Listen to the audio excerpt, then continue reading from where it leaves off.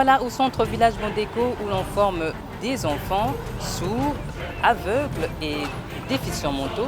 Et aujourd'hui, Éduque chez vous vous emmène pour découvrir l'enseignement qui est donné à cette catégorie des enfants handicapés.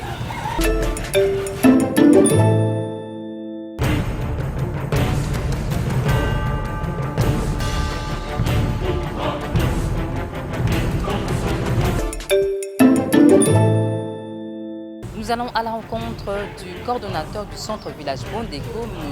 Abbé Séphira, avec qui nous allons échanger sur l'importance de la scolarisation des enfants vivant avec handicap.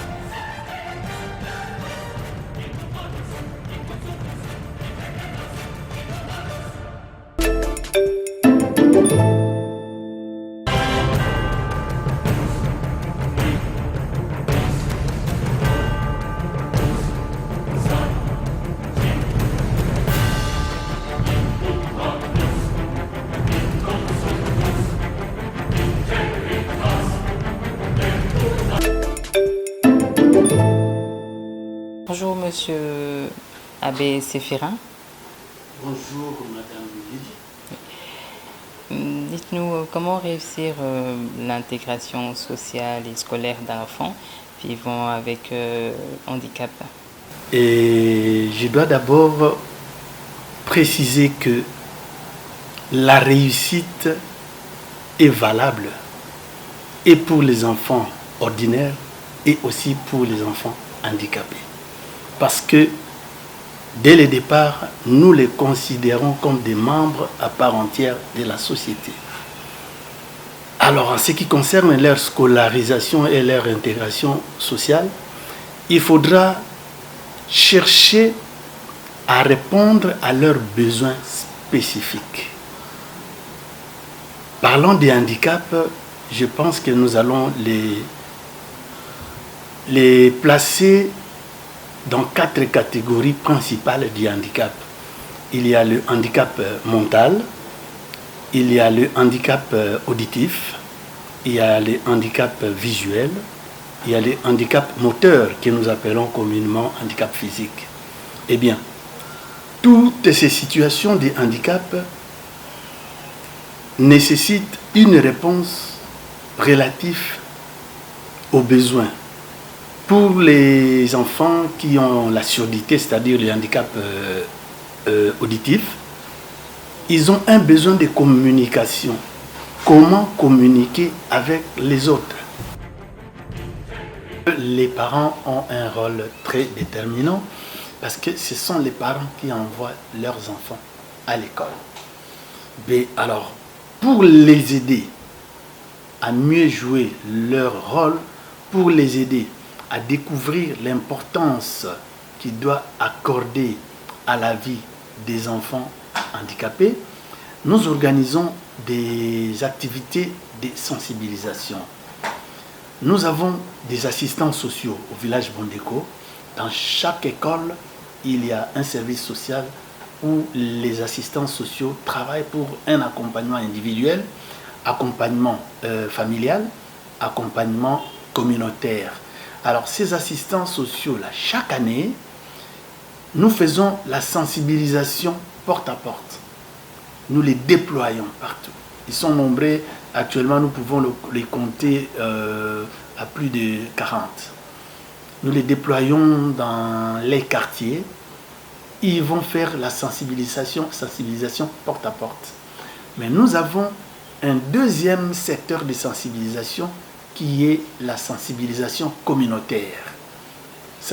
Toutes ces sensibilisations-là touchent les parents, touchent les familles.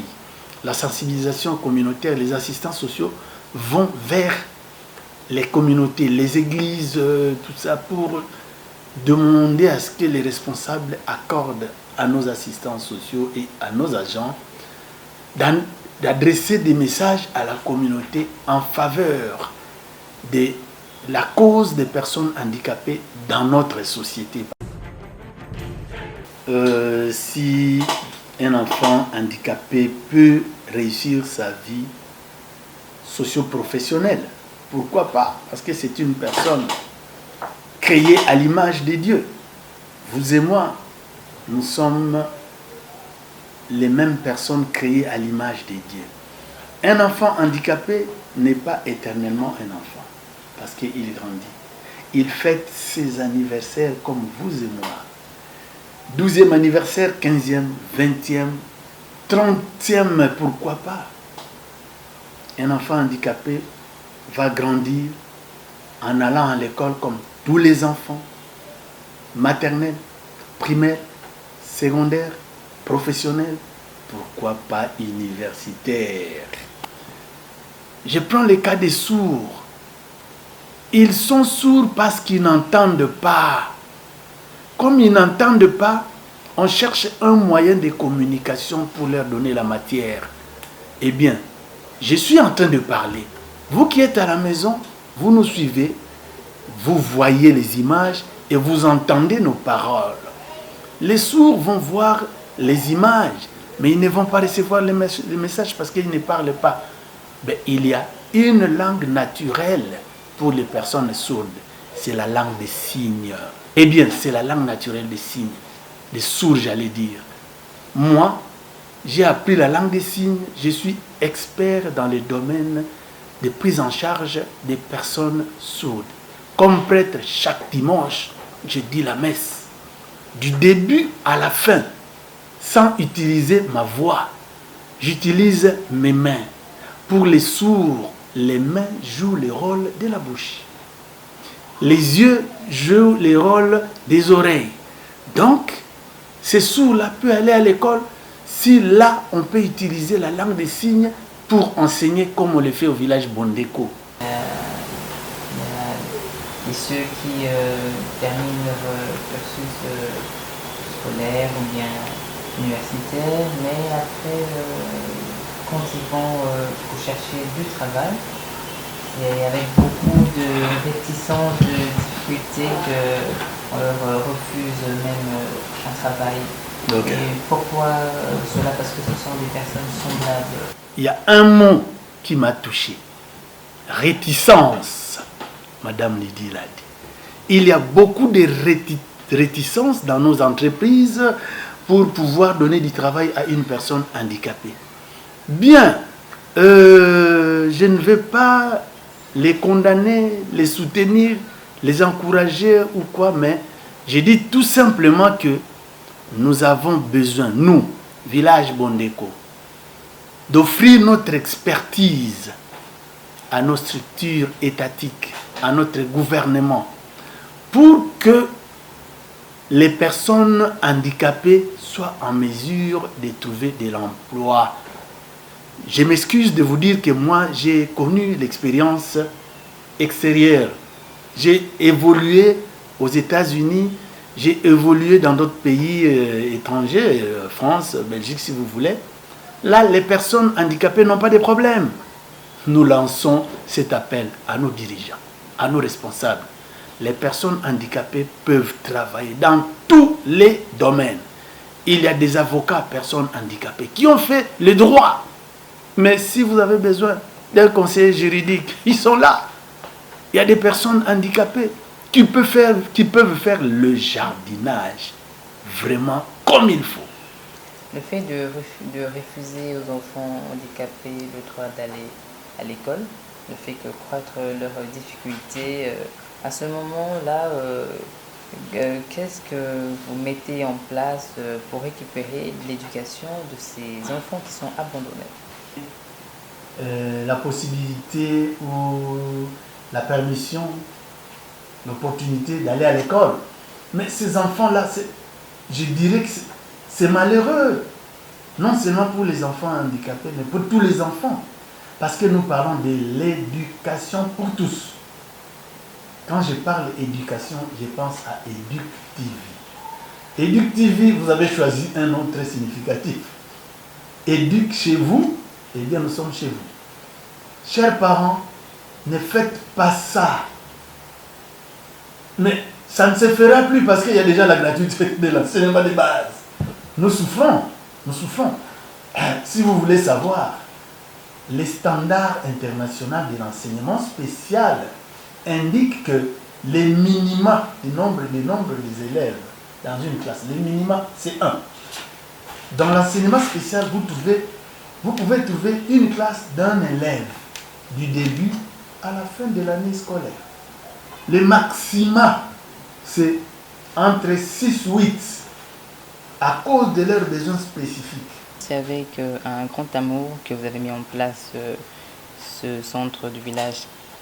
Ça fait beaucoup d'années, je crois bien, pour donner un enseignement spécial à ces enfants qui sont sourds, déficients mentaux et d'autres handicapés, pour leur donner une formation à leur niveau. Quelles sont les difficultés que vous rencontrez quotidiennement? Les difficultés, nous les trouvons. Il y a beaucoup de difficultés. Malgré que nous continuons à travailler, mais pour surmonter nos difficultés, nous avons besoin d'appui.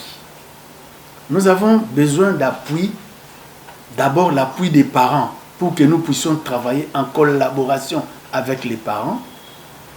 Leurs efforts et nos efforts, ensemble, nous ouvrons les portes d'intégration sociale, d'égalité des vies et d'amélioration de la qualité de vie des personnes handicapées. J'en profite d'ailleurs pour dire notre devise. Au village Bondeko, nous avons une devise qui dit intégration, amélioration, égalité. Intégration sociale des personnes vivant avec handicap, donc intégration sociale des personnes handicapées, pour l'amélioration de la qualité de leur vie en vue. Quel message de la fin pouvez-vous adresser à la ministre déléguée, Madame Irène Sambo? Voilà. Eh bien, je voudrais un peu terminer cet aspect pour parler des difficultés financières, difficultés matérielles, difficultés des équipements de travail. Eh bien, du point de vue des finances, s'il vous plaît, enseignement spécial, veuillez aider les agents de l'enseignement spécial afin qu'ils puissent bénéficier d'un traitement salarial spécial. Nous voulons féliciter notre cher ministre, l'encourager et lui dire que nous sommes disposés à travailler avec elle. Nous sommes prêts, nous, Village Bondeko, à apporter notre expertise afin que ce ministère réponde aux besoins réels des personnes handicapées en vue de leur intégration sociale, en vue de leur participation active dans la société, en vue de la prise en compte de leurs besoins et pour que ces personnes se sentent congolaises et congolais, membres à part entière de notre société. Nous félicitons notre président de la République, nous félicitons tous les ministres, nous les encourageons pour que dans leurs travaux, l'idée de la participation et du bien-être de la personne handicapée ne manque pas. Bonjour Madame Chantal Matomona. Bonjour. Certains parents trouvent inutile de scolariser leur enfant pour aller recevoir une formation. Avez-vous un avis à émettre par rapport à ce jugement que se font ces parents-là? Bonjour madame. Ce que vous dites est vrai. Beaucoup d'enfants et beaucoup de parents, ils pensent qu'envoyer un enfant à l'école ne vaut rien. C'est inutile, c'est un passe-temps et tout ça. C'est en fait une erreur monumentale. Je pense que ne pas envoyer l'enfant à l'école, c'est garder le problème de charge pendant toute la vie. Parce que l'handicap ne peut en aucun cas constituer un frein pour que l'enfant ne soit pas scolarisé. Nous devons envoyer les enfants à l'école. Quelle que soit la catégorie des enfants, nous devons les envoyer à l'école. Les parents qui pensent que si je garde mon enfant à la maison parce qu'il a un handicap, parce qu'il ne peut pas s'exprimer devant les gens, parce qu'il a un handicap mental ou auditif, je crois, à la longue, vous allez comprendre que vous avez commis une erreur. Cet enfant-là n'ira nulle part. Vous allez le garder, il sera là avec vous. Même à l'âge avancé, il continuera toujours à dépendre des parents. Oui, madame aussi, combien d'élèves viennent chaque année ici, dans ce centre village Bondeko, pour recevoir une formation? Chaque année, nous recevons plus ou moins 200 à 300 élèves. Tel que pour cette année, nous avons un effectif de 395 élèves, 202 filles et puis 193 garçons, si je ne m'abuse. Et il y a des parents qui ont compris, il y a des parents qui ont compris, qui nous envoient des enfants à l'école chaque année. Et c'est pourquoi je dis, ceux qui continuent à les garder, qui les envoient à l'école. Nous sommes une école qui date de longtemps. Village Bondeko, c'est une grande institution qui encadre les enfants avec handicap. Nous en avons l'expérience et je pense que nous les faisons bien aussi. Sans se vanter, nous les faisons bien. Nous voici arrivés à la fin de cette émission. Merci à tous ceux qui nous ont suivis et on se dit à la prochaine.